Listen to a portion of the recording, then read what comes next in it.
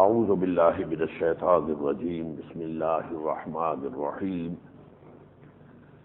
الذین ينفقون اموالهم باللیل والنہار سرا وعلانیۃ فلہم اجرہم عند ربہم ولا خوف علیہم ولا هم یحزنون الذین یأکلون الربا لا یقومون الا کما یقوم الذی یتخبطہ الشیطان من المس ذلك بأنهم قالوا إنما البيع مثل الربا وأحل الله البيع وحرم الربا فمن جاءه موعظة من ربه فانتهى فله ما سلف وأمره إلى الله ومن عاد فأولئك أصحاب النار هم فيها خالدون صدق الله العظيم۔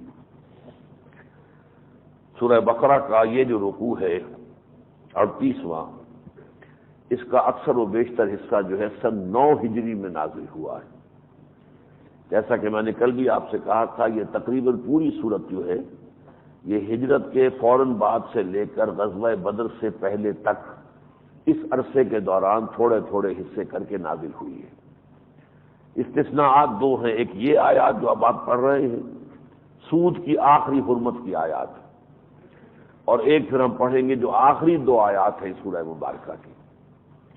اب اس میں جو موضوع آ رہا ہے سود اور اس کی شناخت اور اس کی خباثت، وہ کتنی بری شے ہے اور اس کا ترک کرنا کس قدر ضروری اور لازم ہے، تو اس سے آپ اندازہ کیجئے کہ قرآن حکیم کی کتنے بڑے حکم کی خلاف ورزی ہم آج امت مسلمہ پوری کی پوری اجتماعی سطح پر کر رہی ہے۔ ہمارا سارا معاملہ، سارا جو نظام ہے مالیاتی، وہ سود کے اوپر بیسڈ ہے۔ لیکن یہاں جو بات نوٹ کرنے کی ہے وہ یہ ہے کہ سود سے قبل جو ہے، سود کے ذکر سے قبل انفاق فی سبیل اللہ پہ 2 رکوع آ چکے ہیں، بلکہ یہ رکوع بھی شروع ہو رہا ہے تو پھر انفاق کی ایک آیت لا کر پھر سود کی بحث شروع کی ہے۔ وہ لوگ کہ جو خرچ کرتے ہیں اپنے مال اللہ کے راہ میں، رات کے اوقات میں بھی اور دن کے اوقات میں بھی، باللیل والنہار، اور پھر سرًا بھی اور علانیۃً بھی، وہ خفیہ طریقے پر بھی، مخفی طور پر بھی، اور اعلان علی الاعلان بھی، فلہم اجرہم عند ربہم ولا خوف علیہم ولا هم یحزنون، تو ان کے لیے ان کا اجر محفوظ ہے ان کے رب کے پاس، اور ان کے لیے نہ کوئی خوف ہوگا نہ وہ کسی حزن سے دوچار ہوں گے۔ اس کے بعد آیا الذین یاکلون الربا، وہ لوگ کہ جو کھاتے ہیں سود۔ اب ان دونوں میں کیا ربط اور تعلق ہے؟ دیکھیے، اصل شے ہے عفو۔ پچھلے ہم نے کل پڑھا تھا، اے نبی آپ سے پوچھتے ہیں کتنا خرچ کریں اللہ کی راہ میں، قل العفو، جو بھی تمہاری ضرورت سے زائد ہے۔ یہ جو عفو ہے، جو آپ کے پاس بچت ہو گئی ہے، اب اس بچت کے 2 مصرف ہیں، یا تو اللہ کی راہ میں دے دیجئے، یہ ہے جو مقصود ہے، مطلوب ہے، محمود ہے، اللہ کو پسند ہے۔ اس بچت کو اللہ کے راستے میں دے دیں، خرچ کر دیں، انفاق کر دیں، اللہ کے دین کے لیے، غرباء کے لیے، مساکین کے لیے۔ یہ ہے انفاق فی سبیل اللہ۔ اس کے برعکس ذہنیت کیا ہے؟ سود خورانہ ذہنیت۔ اس بچت کو بھی لگا دو کہیں سود کے اوپر، اور اس کے ذریعے سے اس کو بھی کمائی کا ذریعہ بناؤ۔ یہ ہے وہ سرمایہ دارانہ ذہنیت کی جس کے اندر اصل اہمیت جو ہے دولت کی، اللہ کی رضا کی نہیں، اخروی اجر و ثواب کی نہیں۔ اصل یہ ہے کہ دولت ہونی چاہیے۔ تو اصل میں تو انسان کے پاس جو سرپلس ویلیو ہے، مارکس کا جو فلسفہ ہے اس میں سرپلس ویلیو کی ایک اصطلاح استعمال ہوتی ہے۔ میرے نزدیک قرآن مجید کے فلسفے میں سرپلس ویلیو یہ عفو ہے، آپ کی ضرورت سے زائد کچھ ہے۔ اب اس کا مطلب کیا ہوگا؟ یا تو یہ کہ اللہ کی راہ میں دے دیجئے، تو یہ ہے جو چیز کہ اللہ کو پسند ہے، جس کے لیے قرآن ترغیب دے رہا ہے، جس کے لیے آپ کو جو ہے بار بار اکسایا جا رہا ہے۔ ایک یہ ہے اس کے برعکس کہ آپ نے اس کو مزید کمائی کا ذریعہ بنایا۔ اب آپ کو معلوم ہے بینکنگ میں سب سے بڑی بات سیونگ، سیونگ، سیونگ، سیونگ، اور سیونگ کائے کے لیے؟ سیونگ بینک میں ڈالو، اتنا سود ہم دیں گے اور تمہارا سرمایہ بڑھتا رہے گا۔ یہ ہے در حقیقت اس پورے سودی نظام کی جڑ اور بنیاد۔ تو یہاں پہلے انفاق کی جو فضیلت ہے اس کو بیان کر دیا، اور اس کے برعکس جو شے ہے اب اس کو بیان کیا۔ الذین یاکلون الربا، وہ لوگ جو سود کھاتے ہیں، لا یقومون الا کما یقوم الذی یتخبطہ الشیطان من المس، وہ نہیں کھڑے ہوں گے قیامت کے دن مگر ویسے جیسے کہ وہ شخص کھڑا ہوتا ہے جسے شیطان نے لپٹ کر مخبوط الحواس بنا دیا ہو۔ جیسے مخبوط الحواس کوئی آدمی ہو تو واقعہ یہ کہ سود خور کی نفسیاتی کیفیت وہی ہو جاتی ہے۔ اس کا نقشہ اگر دیکھنا ہو تو جو اسٹاک ایکسچینجز ہوتی ہیں ان کے اندر اگر کبھی کوئی نقشہ آپ دیکھ لیں تو جیسے لوگوں پر جو ہے وہ کوئی پاگل پن کا دورہ پڑا ہوتا، دیا دیا لیا لیا لیا لیا دیا دیا، چیخ رہے ہوتے، چلا رہے ہوتے، دوڑتے، ایک ٹیلی فون کیا، پھر آئے، پھر کچھ کہا، پھر گئے، پھر بھاگے، بالکل پاگلوں کی طرح۔ الذین یاکلون الربا لا یقومون الا کما یقوم الذی یتخبطہ الشیطان من المس ذلک بانہم قالوا انما البیع مثل الربا، اور یہ اس لیے ہے کہ انہوں نے یہ کہا ہے کہ بیع بھی تو ربا کی طرح ہی ہے، بیع میں بھی نفع ہوتا ہے۔ آپ نے 100 روپے کی چیز خریدی اور 110 میں بیچ دی، 10 نفع لے لیا۔ آپ نے 100 روپے کسی کو قرض دیے اور 110 لے لیے، 10 روپیہ نفع ہو گیا، تو کیا فرق ہے اس میں؟ یہ ہے وہ دلیل جو دنیا دیتی ہے عقلی طور پر۔ اللہ تعالیٰ نے اس کے جواب میں عقلی دلیل نہیں دی، دلیل دی تو کیا دی؟ وہ احل اللہ البیع وحرم الربا، اللہ نے بیع کو، سودے کو، تجارت کو جائز قرار دیا ہے، ربا کو حرام قرار دیا ہے۔ تم ہوتے کون ہو بولنے والے؟ یا تو کہو ہم اللہ کو نہیں مانتے، تو ٹھیک ہے، پھر تم سے بحث ہی نہیں۔ یا تم کہو کہ یہ قرآن ہم اللہ کا کلام نہیں مانتے، تب بھی تم سے کوئی بحث نہیں، تمہارا دائرہ اور ہمارا دائرہ اور۔ تم کہتے ہو اللہ بھی ہے، قرآن بھی اس کا کلام ہے، محمد اس کے رسول ہے، تو اللہ نے تو حرام قرار دیا ہے ربا کو، اور اس کے لیے عقلی دلائل بھی ہے، لیکن یہ موقع اس کا نہیں ہے کہ میں اس پر بحث کر سکوں۔ فمن جاءہ موعظۃ من ربہ، تو جس شخص کے پاس بھی اس کے رب کی طرف سے یہ نصیحت پہنچ گئی، فانتہا، اور وہ باز آ گیا، فلہ ما سلف، تو جو کچھ پہلے ہو چکا ہے وہ اسی کا ہے۔ اس سے پہلے جو کھایا پیا، اب یہ نہیں ہوگا ساری زندگی کا حساب لگاؤ، تم سود کھاتے رہے ہو، کتنا سود کھا لیا، نہیں، جو ما سلف ہے، جو ہو چکا پہلے، وہ تمہارے لیے جو ہے وہ اس کا ہے، اور وہ اس کی ملکیت اس کے اوپر تسلیم کی جائے گی۔ وَأَمْرُهُ إِلَى اللَّهِ، باقی اس کا معاملہ اللہ کے ہاتھ رہے گا، اللہ کے ہاں رہے گا کہ وہ کیا معاملہ کرتا ہے قیامت میں۔ وَمَنْ عَادَ، لیکن جو شخص اس کے بعد بھی ارادہ کرے گا، اس حکم کے آ جانے کے بعد بھی سودی کسی معاملے میں ملوث ہوگا، فَأُولَٰئِكَ أَصْحَابُ النَّارِ هُمْ فِيهَا خَالِدُونَ، وہ ہے جہنمی اور اس میں ہمیشہ ہمیشہ رہیں گے۔ اللہم ربنا لا تجعلنا منہم، اللہم ربنا لا تجعلنا منہم۔ یمحق اللہ الربا ویربی الصدقات، اللہ تعالیٰ ربا کو مٹا دیتا ہے اور صدقات کو پروان چڑھاتا ہے۔ کسی معاشرے کے اندر صدقات کا رواج ہو جائے تو بہت خوشحالی آئے گی، اور جہاں سود کا معاملہ ہوتا ہے، اب یہ چیز جو ہے اسٹیبلش فیکٹ ہے۔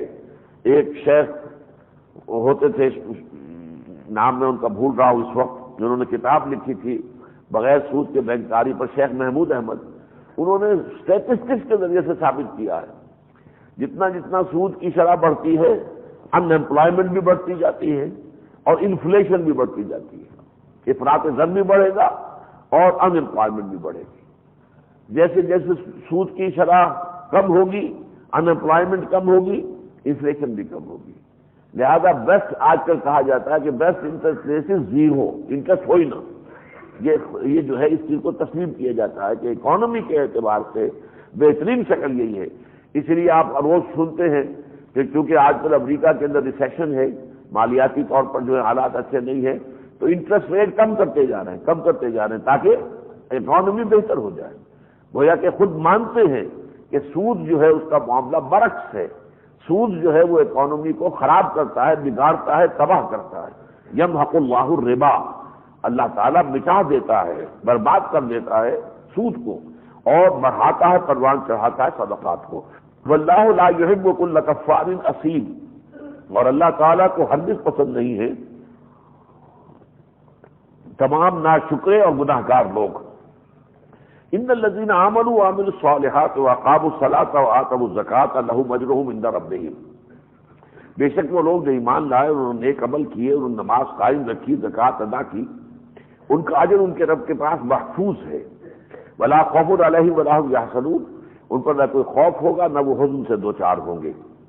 یا ایھا الذین آمنوا اتقوا اللہ وذروا ما بقی من الربا، اہل ایمان اللہ سے ڈرو اور جو بھی سود میں سے باقی رہ گیا اسے چھوڑ دو، ان کنتم مؤمنین، اگر تم مومن ہو۔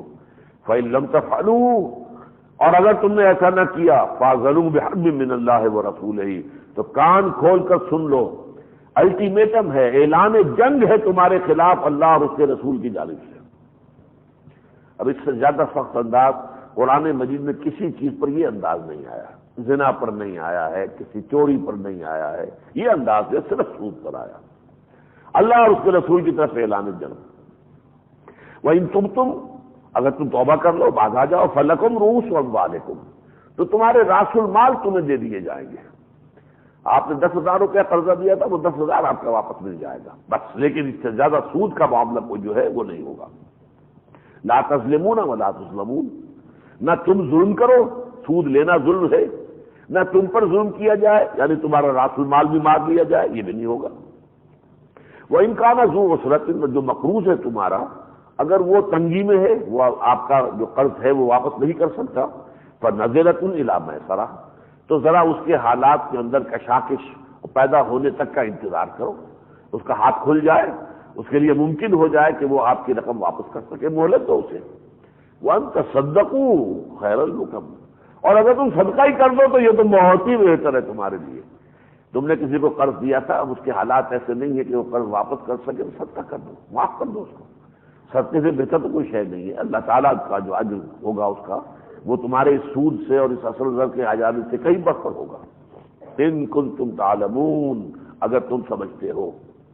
واتقوا یوما ترجعون فیہ الی اللہ کہا جاتا ہے یہ آخری آیت ہے جو نازل ہوئی ہے حضور پر، اور ڈرو اس دن سے جس دن کہ تم لوٹائے جاؤ گے اللہ کی طرف، جبکہ اللہ کے حضور میں کھڑے ہونا ہوگا، حساب کتاب ہوگا۔ وتوفی کل نفس ما کسبت اور ہر ذی نفس کو دے دیا جائے گا پورا پورا جو کچھ کہ اس نے کمایا ہوگا، وہم لا یظلمون اور کسی پر کوئی ظلم نہیں ہوگا۔ اب جو ایک رکوع آ رہا ہے 39واں، اس میں قرآن مجید کی طویل ترین آیت آ رہی ہے۔ یہ معاملات انسانی میں ایک اہم معاملہ ہوتا ہے قرض کا۔ ایک تو ہے نقد، کاروبار بھی نقد پر ہو رہا ہے، یدم بے یدن، پیسے دیے مال لے لیا، کیش ہو رہا ہے، یا کوئی اور اسی طرح کا معاملہ ہے نقد کا۔ ایک ہوتا ہے قرض کا۔ یہ قرض کے معاملے کے اندر پھر بڑی احتیاط کی ضرورت ہے۔ اسی قرض میں سود بھی انوالو ہو جاتا ہے، اسی کے معاملے کے اندر آتا ہے، لہذا اس کے فوراً بعد جو ہے وہ قرض کے معاملے کو جو ہے اس کے احکام یہاں پر دیے جا رہے ہیں، اور یہ قرآن مجید کی طویل ترین آیت ہے۔ پورے رکوع میں صرف 2 آیتیں ہیں، ایک لمبی بہت اور ایک چھوٹی سی ہے۔ یا ایھا الذین آمنوا اذا تداینتم بدین الی اجل مسمى فاکتبوہ، اہل ایمان جب تم کو سودا کرو قرض کا تو کسی وقت معین کے لیے تو اسے لکھ لیا کرو، پہلا حکم۔ اس کے اندر جو ہے کوئی خام خواہ کی مربت ہو، کیا کروں میں اس کو قرض دے رہا ہوں تو کیا لکھواؤں، یہ تو دوست ہے بھائی، یہ نہیں، غلط بات، اللہ کا حکم ہے یہ، کیونکہ بعد میں جو ہے پھر اس سے جھگڑے پیدا ہوتے ہیں، یاد نہیں رہتا، بھول جاتا ہے آدمی، تو لکھو اس کو، فاکتبوہ لکھ لو۔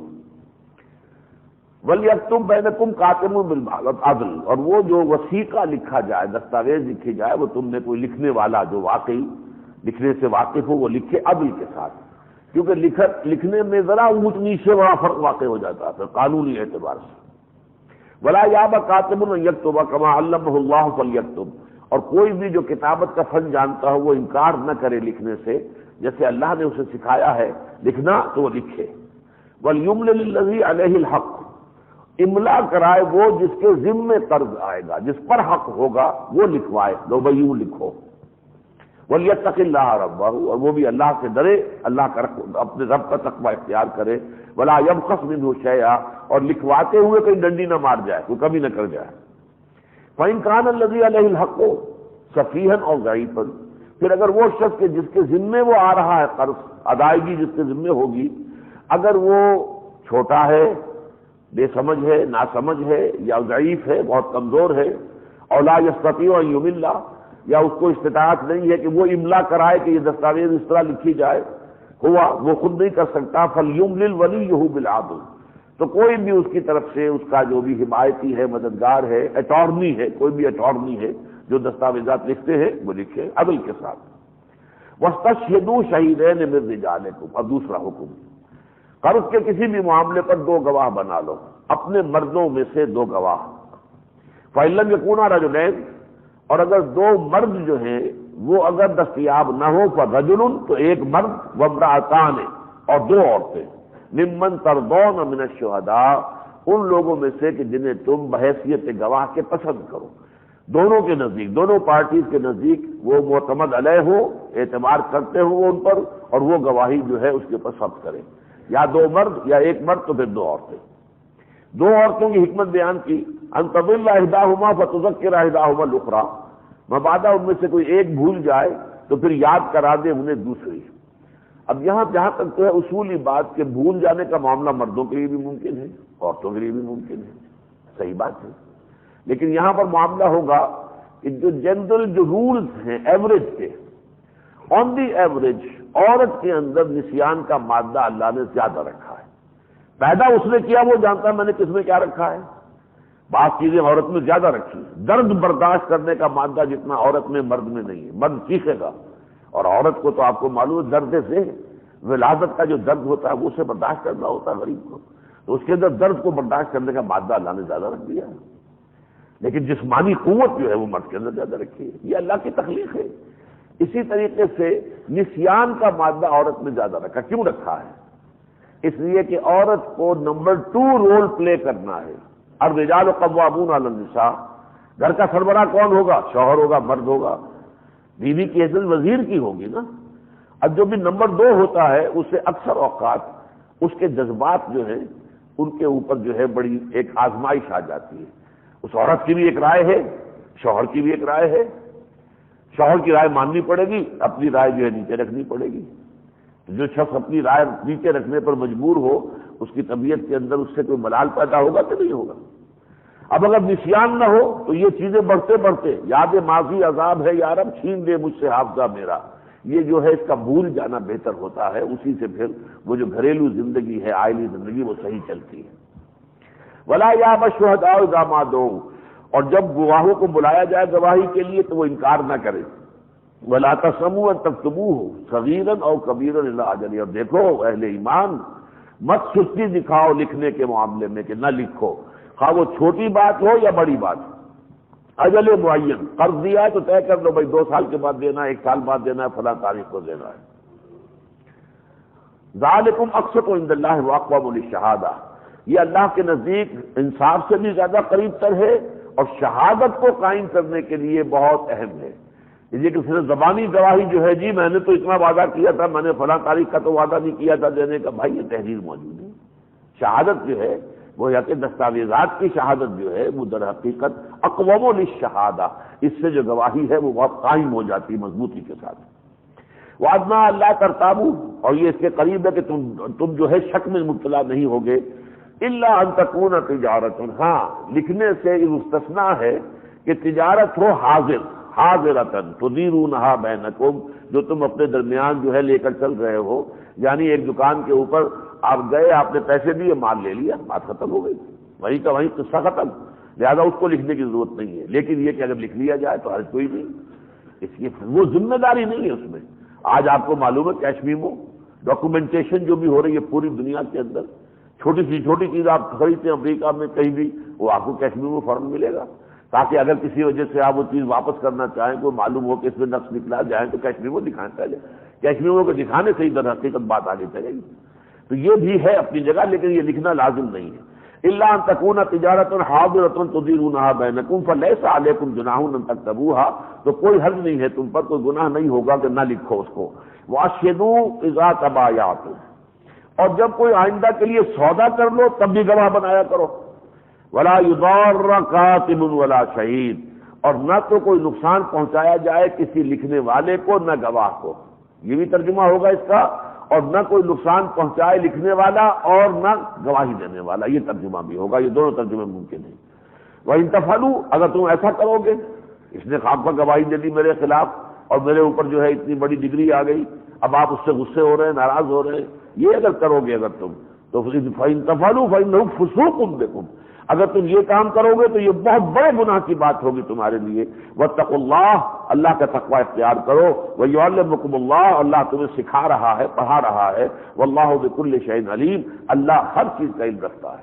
یہاں تک یہ ایک آیت ہوئی ہے، یہ قرآن کی طویل ترین آیت ہے، اور معاملات انسانی کو جس طریقے سے اس میں گھیرا گیا ہے، مختلف پہلوؤں کو جس طرح سمیٹ لیا گیا ہے، ظاہر بات ہے کہ قانون کی کتابیں بڑی موٹی موٹی ہوتی ہیں اور اس میں پھر دفعات کی ذیلی شقوں کے اندر پھر اور، لیکن یہ کہ قرآن مجید اس طرح کی کتاب نہیں ہے، یہ قانون کی کتاب اس معنی میں نہیں ہے، اس میں تو حکمت بھی ہے، اس میں جو ہے ایمانیات کی بحثیں بھی ہیں، اس میں تاریخ انسانی کے مباحث بھی ہیں۔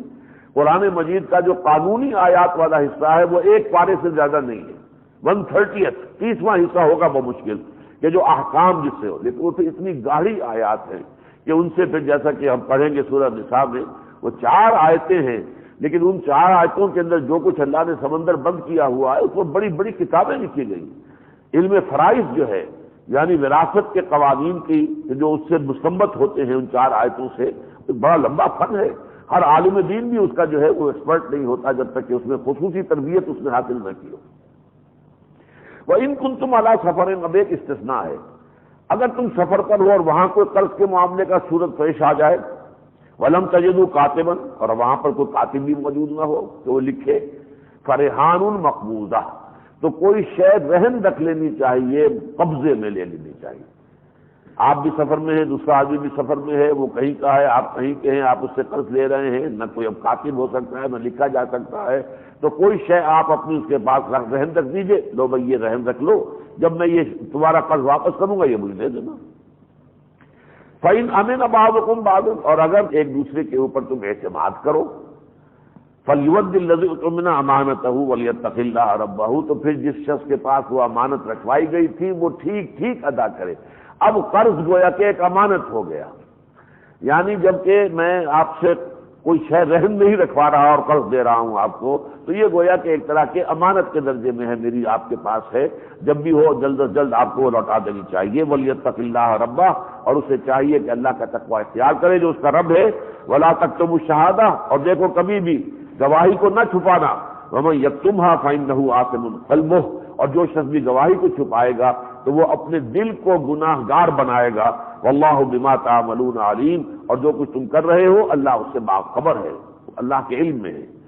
اب آخری رکوع آیا ہے، یہ عظیم رکوع ہے سورہ مبارکہ کا، جیسے ابتدا کے 2 رکوع تھے یوں سمجھیے اسی طرح کا یہ ایک رکوع ہے، لیکن وہ تو 2 رکوع جو ہیں 20 آیتوں پر مشتمل تھے، 3 طرح کے انسانوں کی باتیں آئیں وہاں، صحیح اہل ایمان جنہوں نے صحیح طور پر قرآن سے استفادہ کیا، وہ کافر جو اڑ گئے اپنے ضد اور تعصب اور عناد کی وجہ سے، اور نمبر 3 جو بین تھے منافق۔ یہاں آیتیں ہی کل 3 ہیں، لیکن ان 3 میں سے بھی 2 جو آخری آیتیں ہیں ان کے بارے میں جان لیجئے کہ یہ آسمان سے زمین پر حضور پر نازل نہیں ہوئی، بلکہ آسمان ہی پر حضور کو عطا کی گئی۔ یہ شب معراج میں اللہ تعالیٰ نے اپنے عرش تلے کے خزانے کے یہ 2 موتی ہیں جو حضور کو شب معراج میں تحفتاً عطا کیے ہیں امت مسلمہ کے لیے۔ آخری 2 آیات بڑی اہم ہیں۔ للہ ما فی السماوات و ما فی الارض، اللہ ہی کی ملکیت ہے ہر وہ شے جو آسمانوں میں ہے اور جو زمین میں ہے۔ وَإِن تُبْدُوا مَا فِي أَنفُسِكُمْ أَوْ تُخْفُوهُ يُحَاسِبْكُم بِهِ اللَّهُ، اور اگر تم چھپاؤ گے جو کچھ کہ تمہارے جیوں میں ہے یا اسے ظاہر کرو گے تو اللہ تعالیٰ محاسبہ ہر حال میں کر لے گا۔ اس پہ صحابہ بہت گھبرا گئے تھے، کیونکہ دل میں وسوسے بھی آتے رہتے ہیں، اور کوئی بات وسوسہ انسان کے اختیار میں تو ہے نہیں، لیکن وہ خاموش رہتا ہے، بولتا نہیں ہے، تو انہیں ڈر لگا کہ اس کے اوپر بھی محاسبہ ہو جائے گا، لیکن پھر بعد میں حضور نے فرمایا نہیں، وسوسے کی بات نہیں ہے، اصل میں یہاں بات ہو رہی ہے نیت کی، کیونکہ ہر معاملہ جو ہے اس کا تعلق نیت سے، نیت مخفی ہوتی ہے۔ بظاہر آپ نیک کام کر رہے ہیں، نیت آپ کی بری ہے، دکھانے کے لیے ہے، جیسے فرمایا من صلی یرائی فقد اشرک، جس نے دکھانے کے لیے ریاکاری کے لیے نماز پڑھی اس نے شرک کیا، پڑھتے رہا نماز اور حقیقت میں شرک کر رہا ہے، اس لیے کہ دکھانا مقصود ہے تاکہ لوگ تعریف کریں صاحب بہت اچھی نماز پڑھتا ہے، بہت عمدہ آدمی ہے یہ جو ہے نماز کا بڑا پابند ہے۔ اگر یہ نیت میں آ گیا تو اللہ تعالیٰ محاسبہ کرے گا تمہارا۔ تو جو بھی تم چاہو چھپا لو اور چاہے ظاہر کرو، اللہ حساب لے لے گا۔ فَيَغْفِرُ لِمَن يَشَاءُ وَيُعَذِّبُ مَن يَشَاءُ، پھر وہ بخش دے گا جس کو چاہے گا اور عذاب دے گا جس کو چاہے گا، یہ اللہ کا اختیار مطلق ہے۔ واللہ علی کل شیء قدیر، اللہ کو ہر چیز کی قدرت حاصل ہے۔ اب اس کے بعد آ گئی ہیں یہ 2 آیتیں، آمن الرسول بما انزل الیہ من ربہ والمؤمنون، ایمان لائے رسول صلی اللہ علیہ وسلم اس چیز پر جو نازل کی گئی ان پر ان کے رب کی جانب سے، والمومنون، اور ایمان لائے کل کے کل صاحب ایمان۔ یہ بڑا ہمارے لیے فخر کا مقام ہے، یہاں اللہ نے ہمیں جمع کر دیا ہے، اللہ نے اپنے رسول کے ساتھ، آمن الرسول بما انزل الیہ من ربہ والمومنون، جیسے ہم ایمان رکھتے ہیں اللہ پر غیب میں، اللہ کے رسول نے بھی اسی طریقے سے اللہ کو تسلیم کیا ہے اور مانا ہے۔ آمن الرسول بما انزل الیہ من ربہ والمومنون، اور وہ مومن کون ہے؟ کل آمن باللہ وملائکتہ وکتبہ ورسلہ، وہ سب کے سب جو ایمان رکھتے ہیں اللہ پر بھی اور اس کے فرشتوں پر، اس کی کتابوں پر اور اس کے رسولوں پر، لا نفرق بین احد منہم من رسلہ، اور یہ کہ وہ کہتے ہیں کہ ہم کوئی تفریق نہیں کرتے اس کے رسولوں میں سے کسی ایک میں بھی، یہ نہیں کہ ہم کچھ کو مانتے کچھ کو نہیں مانتے، ہم مانتے ہیں ان تمام رسولوں کا جن کا ذکر قرآن میں ہے، اور ہم ان کو بھی مانتے ہیں جن کا ذکر قرآن میں نہیں ہے، لیکن تعین کے ساتھ ہم نہیں کہہ سکتے کسی شخص کو کہ وہ اللہ کا نبی تھا اگر اس کا ذکر قرآن میں نہیں ہے۔ امکان موجود ہے، امکان ہے کہ گوتم بدھ بھی اللہ کے نبی ہو، امکان ہے کہ کرشن جی یہ جو اللہ کے نبی، امکان موجود ہے، کنفیوشس اللہ کا نبی ہو سکتا ہے، سقراط اللہ کا نبی ہو سکتا ہے، لیکن یقین کے ساتھ نہیں کہہ سکتے، یقین کے ساتھ وہی ہوں گے جن کا ذکر قرآن میں آیا۔ لیکن یہاں اصل میں اشارہ ہو رہا ہے اہل کتاب کی طرف، یہودیوں نے حضرت عیسیٰ کا بھی انکار کیا اور حضور کا بھی انکار کیا، عیسائیوں نے حضور کا انکار کیا، تو گویا کہ ہم اپنے آپ کو ممیز کرتے ہیں، لا نفرق بین احد من رسلہ۔ اچھا، ایک تفریق ہے، ایک تفضیل ہے۔ تفضیل کی آیت ہم نے کل پڑھی تھی، تلک الرسل فضلنا بعضهم علی بعض، یہ رسول ہیں جن میں سے ہم نے بعض کو بعض پر فضیلت دی ہے، فضیلت کا ہونا اور ہے، ایک کا درجہ اونچا ہے دوسرے سے، یہ اور بات ہے۔ تفریق یہ کہ ایک کو مانے ایک کو نہ مانے، حضور افضل الانبیاء ہیں، تمام نبیوں میں مطلقاً فضیلت مطلقہ جو ہے وہ آپ کی ہے، لیکن یہ ہے کہ تفریق یہ ہے کہ ایک کو مانا جائے ایک کو نہ مانا جائے۔ وقالوا سمعنا واطعنا، انہوں نے کہا کہ ہم نے سنا اور ہم نے اطاعت کی، ہم نے قبول کیا۔ اللہم ربنا اجعلنا منہم، غفرانک ربنا، اے پروردگار ہم تیری بخشش کی درخواست کرتے ہیں، وإلیک المصیر، اور تیری طرف ہمیں لوٹ جانا ہے۔ اب آخری آیت جو آ رہی ہے یہ پھر ایک بڑا پھول ہے، اور یہ دعا کا پھول ہے، یہ طویل ترین آیت ہے قرآن مجید کی دعا پر مشتمل، اور دعا سے پہلے اس میں جو بہت بڑی نوید جاں فضا آئی ہے، لا یکلف اللہ نفسا الا وسعها، اللہ تعالیٰ کسی جان کو ذمہ دار نہیں ٹھہرائے گا مگر اس کی وسعت کے مطابق۔ تمام انسان برابر پیدا نہیں کیے، کسی میں ذہانت زیادہ ہے کسی میں کم ہے، کسی میں جسمانی قوت زیادہ ہے کسی میں کم ہے، کوئی خوبصورت زیادہ ہے اور کوئی بدصورت ہے، اللہ نے فرق کیے، جینز مختلف ہیں۔ تو یہ تمام چیزیں جن کو ہم لے کر دنیا میں آئے ہیں، والدین سے ہمیں وراثت میں کچھ چیزیں منتقل ہوئی ہیں، وہ میرا اپنا انتخاب تو نہیں تھا نا، میں کن والدین کے ہاں پیدا ہوا اللہ کا فیصلہ ہے، ان کے جینز میرے اندر منتقل ہوئے، یہ میرے لیے گیون ہے۔ تو اللہ نے جو کچھ کسی کو دیا ہے اللہ جانتا ہے، اس سے اس کے مطابق حساب لے گا۔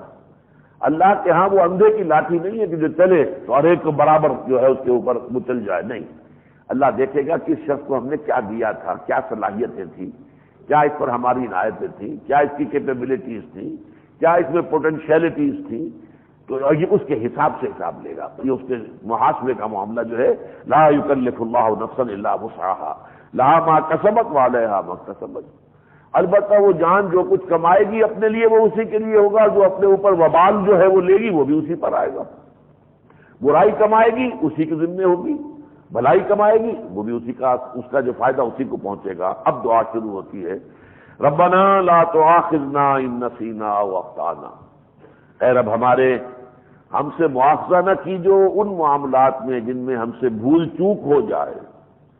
نسیان اور خطا یہ دو چیزیں ہیں، نوٹ کر لیجیے، نسیان بھول۔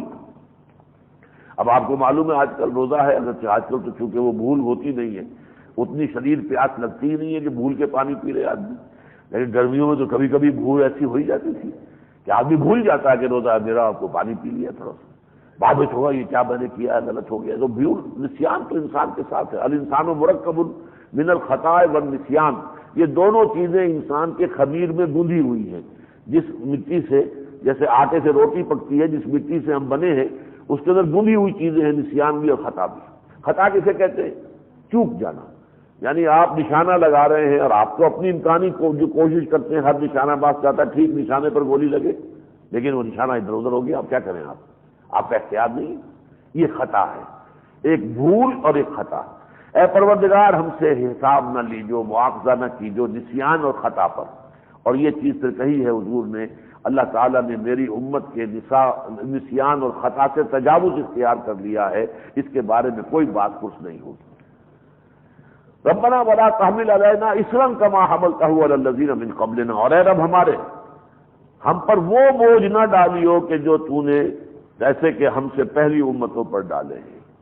ہم سے پہلی امتوں کے حکم جو احکام تھے شریعت کے بہت سخت تھے، میں آپ کو بتا چکا ہوں، روزے کا فرق، پوری رات بھی کھانا پینا اور تعلق زن و شو بند، ایک دفعہ سو گئے روزہ شروع، پھر سبت کا حکم پورا دن کوئی کام نہیں کر سکتا، یہاں وہ صرف تھوڑی سی دیر کے لیے اذان جمعہ سے لے کے اور جماعت میں ادا ہو جانے تک بس، باقی اس کے بعد جاؤ اپنی دنیا کا دھندا کر سکتے ہو۔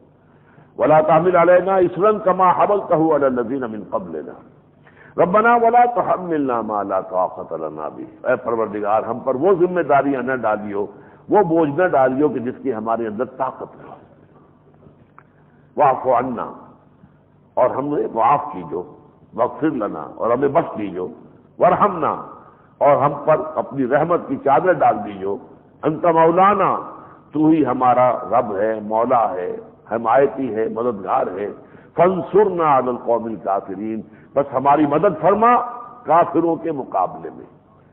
اس کو خاص طور پر یاد کر لیجئے کہ جب طالوت اور جالوت کی جنگ کا معاملہ آیا تھا، وہاں بھی جو طالوت کے ساتھیوں نے دعا مانگی تھی وہ کیا تھی؟ ربنا افرغ علینا صبرا وثبت اقدامنا وانصرنا علی القوم الکافرین۔ اب اسی دعا پر یہ سورت ختم ہو رہی ہے، انہی الفاظ پر، وانصرنا علی القوم الکافرین۔ کیوں؟ اس کے فوراً بعد غزوہ بدر ہونے والا ہے، وہی جو سابقہ امت کی تاریخ کے اندر جو مقام ہے طالوت اور جالوت کی جنگ کا، وہی غزوہ بدر کی شکل میں اس امت میں کیونکہ پیش آنے والا تھا، لہذا وہ دعا تلقین کر دی گئی۔ اب آئیے اگلی سورہ مبارکہ، سورہ آل عمران۔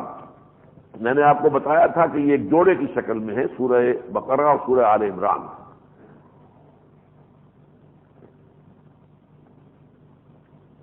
ان دونوں کو حضور نے ایک نام بھی دیا، الزہراوین، دو نہایت تابناک روشن صورتیں۔ جیسے وہ شروع ہوئی ہے الف لام میم سے، یہ بھی الف لام میم سے شروع ہوتی ہے۔ جیسے اس کے اختتام پر یہ عظیم دعا آئی ہے، اس سورہ آل عمران کے اختتام پر بھی 3-4 آیتوں میں پھیلی ہی دعا آئے گی، تو یہ گویا کہ مشابہت ہے۔ پھر اس میں زیادہ گفتگو جو ہوئی ہے یہودیوں سے ہوئی ہے، اس میں زیادہ گفتگو نصارہ سے ہوئی ہے۔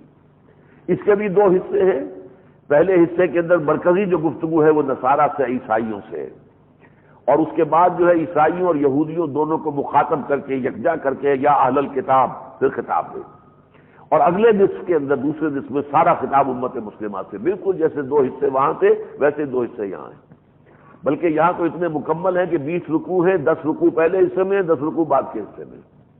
البتہ آیات جو ہیں پہلے 10 رکوعوں کی 101 ہیں، اور آخری 10 رکوع جو ہے اس کی 99 ہے، تو 2 آیتوں کا فرق ہو گیا، فرق تو ایک ہی کا ہوا نا۔ 100 ہوتی اگر تو وہ برابر ہوتی، 100 سے 1 زائد، 100 سے 1 کم، تو 101 اور 99، تو یہ بہت مشابہت ہے ان دونوں صورتوں کے اندر۔ بسم اللہ الرحمن الرحیم، الف لام میم، اللہ لا الہ الا هو الحی القیوم، صدق اللہ العظیم۔ یہ جو آپ نے سورہ بقرہ میں آیت الکرسی میں شروع کے جو الفاظ دیکھے تھے، ان الفاظ سے یہ سورہ مبارکہ شروع ہو رہی ہے۔ حروف مقطعات وہی ہیں الف لام میم جو سورہ بقرہ کے تھے۔ اللہ وہ ہستی ہے کہ جس کے سوا کوئی معبود نہیں، وہ زندہ جاوید ہے، خود بخود زندہ ہے۔ القیوم، وہ تھامے ہوئے ہے، قائم رکھے ہوئے اس پوری کائنات کو۔ نزل علیک الکتاب، وہاں پر بھی فوراً ذکر آیا تھا کتاب کا، ذالک الکتاب لا ریب فیہ، نزل علیک الکتاب بالحق، اے نبی نازل فرمائی ہے اس نے آپ پر یہ کتاب حق کے ساتھ، مصدقا لما بین یدیہ، جو تصدیق کرتے ہوئے آئی ہے اس کی کہ جو ان کے سامنے موجود ہے۔ وانزل التوراۃ والانجیل من قبل ھدی للناس، اور اس سے پہلے اللہ نے اتاری تھی تورات بھی اور انجیل بھی لوگوں کے لیے ہدایت بنا کر۔ وانزل الفرقان، اور اللہ نے الفرقان اتارا ہے۔ القرآن کے ساتھ ہی اس قرآن کا دوسرا نام اہم الفرقان بھی ہے۔ تبارک الذی نزل الفرقان علی عبدہ لیکون للعالمین نذیرا۔ ان الذین کفروا بآیات اللہ لہم عذاب شدید، یقیناً وہ لوگ جو اللہ کی آیات کا انکار کرتے ہیں ان کے لیے زبردست عذاب ہے۔ واللہ عزیز ذو انتقام، اللہ زبردست ہے انتقام لینے والا، بدلہ لیتا۔ ان اللہ لا یخفی علیہ شیء فی الارض ولا فی السماء، اللہ پر کوئی شے مخفی نہیں ہے، نہ زمین کی نہ آسمان کی۔ هو الذی یصورکم فی الارحام کیف یشاء، وہی ہے جو تمہارے نقش بنا دیتا ہے تمہاری ماؤں کے پیٹوں میں رحموں میں جیسے چاہتا ہے۔ آنکھ چھوٹی بنا دی یا بڑی بنا دی، ناک کھڑی بنا دی یا بیٹھی ہوئی بنا دی، اس کی مرضی ہے، وہ جیسے چاہتا ہے۔ فی ای صورت ما شاء رکبک، جیسی صورت چاہی تمہاری بنا دی، جیسی آنکھ چاہی لگا دی، جیسے کان چاہے لگا دیے، جیسے جو ہے وہ آنکھیں لگا دی، اس کی مرضی ہے، وہ مصور ہے المصور۔ تو یصور کو وہ تمہیں تصویر کشی کرتا ہے، فی الارحام تمہاری ماؤں کے پیٹوں میں، کیف یشاء جیسے چاہتا ہے۔ لا الہ الا هو العزیز الحکیم، اس کے سوا کوئی معبود نہیں، وہ زبردست ہے کمال حکمت والا۔ هو الذی انزل علیک الکتاب ومنہ آیات محکمات ہن ام الکتاب۔ اب یہ بہت اہم مضمون ہے اس سورہ مبارکہ کے شروع میں، وہی ہے جس نے کہ اتاری ہے اے محمد آپ پر یہ کتاب۔ اس میں ایک تو ہیں آیات محکمات جو کتاب کی جڑ ہے، بنیاد ہے، وَأُخَرُ متشابہات، اور دوسری قسم آیات کی ہے متشابہات کی۔ اب جن میں فرق کیا ہے؟ متشابہ وہ آیت ہے کہ جس کے حقیقی مفہوم کو معین کرنا ممکن نہ ہو۔ مثلا آخرت کی ساری خبریں جو دی گئی ہیں قرآن میں، ان کے حقیقی مفہوم کو متعین نہیں کر سکتے، آنکھوں سے کبھی چیزیں دیکھی نہیں۔ فرشتے کی شکل کیسی ہوگی، عرش کیسا ہے، کیا ہے، کرسی کیسی ہے، اس کی حقیقت کیا ہے، کیا جانیں گے ہم؟ وہ جو بیری کا درخت ہے سدرۃ المنتہا جہاں تک حضور گئے تھے شب معراج میں، وہ کیسا ہے نہیں جان سکتے۔ تو آخرت کی اور عالم برزخ کے تو تمام باتیں جو قرآن میں آئی ہیں وہ متشابہات میں سے ہیں، اس پر اجمالاً ایمان رکھنا چاہیے۔ ہاں قرآن میں یہ چیز آئی ہے، ہم مانتے ہیں، اب اس کے بارے میں تفصیل میں جائیں گے تو کسی فتنے میں مبتلا ہو جائیں گے، کہیں نہ کہیں جو ہے کوئی گڑبڑ ہوگی، کوئی نہ کوئی کجربی آ جائے گی۔ دوسرے یہ کہ اس کائنات کے علوم کے ضمن میں بھی جب تک کہ کوئی سائنٹیفکلی ہمیں معلوم نہ ہو اس وقت تک وہ چیزیں بھی گویا کہ متشابہات میں ہیں۔ جب تک یہ معلوم نہیں تھا کہ اس کائنات میں ہر چیز چکر لگا رہی ہے، زمین بھی چکر لگا رہی ہے، چاند بھی، سورج بھی، تو کل فی فلک یسبحون، اس آیت کا مفہوم پوری طرح واضح نہیں ہو سکتا تھا۔ لہذا اس وقت تک یہ آیت متشابہات میں تھی، لیکن اب متشابہات میں سے نہیں ہے، اب تو بات اس کی واضح ہو گئی۔ اسی طرح اب بھی 7 آسمان یہ متشابہات میں سے رہیں گے، ہمیں معلوم نہیں ابھی تک، جب تک کہ ہمارا علم جو ہے اسٹرانومی کا اور آگے نہیں بڑھتا اور کہیں جا کر ایک دم آنکھ کھلے گی، او یہ بات تھی جسے قرآن نے 7 آسمان کہا تھا، تو حقیقت جو ہے کھلے گی، لیکن ابھی تو نہیں کھلی ہے، تو ابھی وہ بھی متشابہات میں ہے۔ تو اس کے بعد فرمایا گیا کہ جن لوگوں کے اندر تو طلب ہدایت ہوتی ہے وہ اللہ کی محکمات کی جو آیات ہیں ان کی طرف رجوع کرتے ہیں، توجہ کرتے ہیں، احکام ہیں، اس میں احکام واضح ہیں، یہ کرو یہ نہ کرو، یہ حلال ہے یہ حرام ہے، یہ جائز ہے یہ ناجائز ہے۔ تو ہدایت کے طالب جو ہیں وہ تو محکمات جو ہے اس کے ساتھ زیادہ دلچسپی رکھتے ہیں، جن کے دلوں میں کجی ہوتی ہے وہ متشابہات کے پھیر میں پڑ جاتے ہیں، اس کے بارے میں غور و فکر ہو رہی ہے، بال کے کھال اتاری جا رہی ہے اور اس میں نئے سے نئے خیالات اپنے پیش کیے جا رہے ہیں، اپنا جو ہے اپنی جو ہے علمیت کا اس کے اندر جو ہے وہ بہت ادعا کیا جا رہا ہے، اس سے فتنے پیدا ہوتے ہیں، جتنے پیدا ہوئے فتنے دنیا میں اسی سے ہوئے ہیں۔ اب بھی ہمارے مسلمانوں میں برزخی زندگی کے بارے میں نہ معلوم کتنے چیزیں فتنے، حضور اپنی قبر مبارک میں زندہ ہیں، کیسے زندہ ہیں؟ جیسے دنیا میں تھے، کیا اسی طرح کھانا کھاتے ہیں، روٹی کھاتے ہیں، پانی پیتے ہیں؟ کیا اسی طرح ازواج مطہرات کے ساتھ ان کا تعلق ہے؟ اب ان چیزوں کے خواب کا ادھر یا ادھر کوئی رائے دینا، اس سے ایک دوسرے کے اوپر فتوے لگتے ہیں، ایک دوسرے کی تکفیر بھی ہو جاتی ہے ان چیزوں پر، حالانکہ یہ چیزیں متشابہات میں، ہاں زندہ ہیں ہم جانتے ہیں، تمام جو ہے شہداء زندہ ہیں، کیسے زندہ ہیں وہ تو ہمیں نہیں معلوم، ہم شہداء کی زندگی کو نہیں جان سکتے، تو شہداء سے اوپر صدیقین، صدیقین سے اوپر انبیاء، انبیاء سے اوپر رسول، رسولوں میں سب سے اونچے محمد صلی اللہ علیہ وسلم، ان کی حیات جو ہے برزخی سے ہم کیا جانیں گے؟ کچھ نہیں جان سکتے۔ لہذا اس معاملے میں آدمی تسلیم کرتے کہ یہ ہمارے لیے ہمارے دائرے سے باہر ہے۔ هو الذی انزل علیک الکتاب منہ آیات محکمات، اس میں کچھ آیات محکمات ہیں، ہن ام الکتاب، اس کتاب کی اصل جڑ بنیاد وہ ہے، کتاب ہدایت ہے یہ، اور ہدایت کا تعلق ان محکمات سے ہے۔ وأخر متشابہات، کچھ دوسری متشابہ ہیں۔ فأما الذین فی قلوبہم زیغ، تو وہ لوگ جن کے دلوں میں کجی ہوتی ہے، جیسے کہ مکھی گندگی ہی کو تلاش کرتی ہے بیٹھنے کے لیے، جن کے دلوں کے اندر وہ گندگی کی طلب ہوتی ہے اور کجروی ہوتی ہے، وہ پھر ان متشابہات کے پیچھے پڑتے ہیں۔ فَيَتَّبِعُونَ مَا تَشَابَهَ مِنْهُ، تو وہ پیچھے لگتے ہیں ان کے متشابہات کے پیچھے، ابتغاء الفتنۃ، فتنہ پیدا کرنے کے لیے، وابتغاء تاویلہ، اور اس کے حقیقی مفہوم کو جاننے کے لیے، وما یعلم تاویلہ الا اللہ، حالانکہ اس کی حقیقت جو ہے، اس کا اصل مضمون اللہ کے سوا کوئی نہیں جانتا۔ والراسخون فی العلم، اور جن لوگوں کو اللہ تعالیٰ نے علم میں رسوخ عطا کیا ہے، جو پختہ علم والے ہیں، صاحب بصیرت ہیں، وہ کیا کہتے ہیں؟ یقولون، وہ کہتے ہیں آمنا بہی، ہم اس پورے قرآن پر ایمان رکھتے ہیں، متشابہات پر بھی، محکمات پر بھی، کل من عند ربنا، یہ سب ہمارے رب کی طرف سے ہے، ایک ایک حرف اس قرآن کا ہمارے رب کی طرف سے ہے۔ وہ متشابہات ہیں تب بھی ہمارا ایمان ہے، وہ محکمات ہیں تب بھی ہمارا ایمان ہے، لیکن متشابہات کے وہ پھیر میں زیادہ پڑتے نہیں ہیں۔ وما یذکر الا اولو الالباب، اور نہیں نصیحت حاصل کرتے مگر وہی لوگ کہ جو بہت سمجھ والے ہوں، عقل والے ہوں۔ وہ لوگ کیا دعا کرتے ہیں اللہ سے؟ ربنا لا تزغ قلوبنا بعد اذ ہدیتنا، اے رب ہمارے دلوں کو اب کج نہ کر دیجو اس کے بعد کہ تو نے ہمیں ہدایت دی ہے۔ یعنی اس طرح کے چکروں میں ہم پڑ گئے، قرآن مجید کی متشابہات کے چکر میں آ گئے تو ہم ٹیڑھے راستے پر چلے جائیں گے، ہمارے دل ٹیڑھے ہو جائیں گے۔ ربنا لا تزغ قلوبنا بعد اذ ہدیتنا، تو نے ہمیں ہدایت دی ہے۔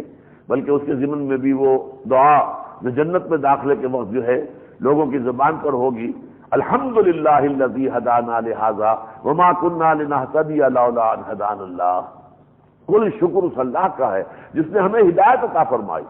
ہم ہرگز ہدایت یافتہ نہ ہو سکتے اگر اللہ ہی ہمیں ہدایت نہ دیتا۔